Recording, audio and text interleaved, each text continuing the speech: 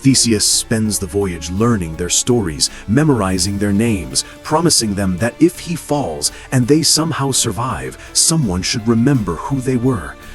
But privately, in the dark of night when he stands alone at the bow watching the stars, he makes a different vow. They will not all die. He will find a way to save them, or die trying. On the morning of the third day, the island of Crete rises from the sea like a paradise that has forgotten its own cruelty. The harbor of Knossos gleams with white stone and brilliant paint. Ships from every nation crowd the docks, and the famous palace of King Minos sprawls across the hillside in impossible complexity. This is the center of the civilized world, the greatest power in the Mediterranean, and Athens is nothing but a tribute-paying vassal to its might.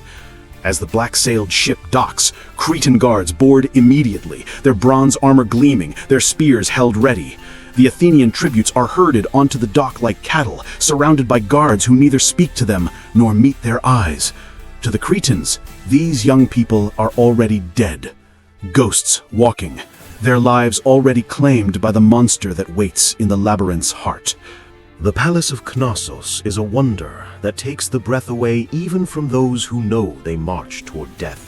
Walls are painted with elaborate frescoes showing dolphins leaping through waves, priestesses dancing with sacred bulls, gardens blooming with flowers that seem alive enough to sway in painted wind.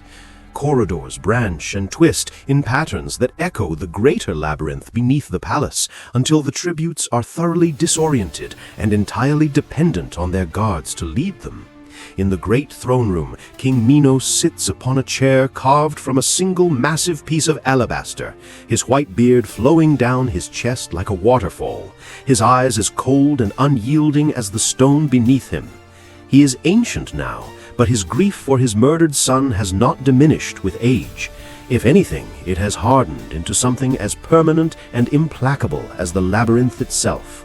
Beside him sit his daughters, Ariadne and Phaedra, princesses of Crete, beauties whose fame has spread across the entire Mediterranean world.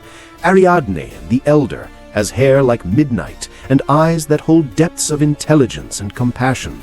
Phaedra, younger and more playful, watches the proceedings with the curiosity of someone who has lived her whole life in paradise and never truly understood suffering.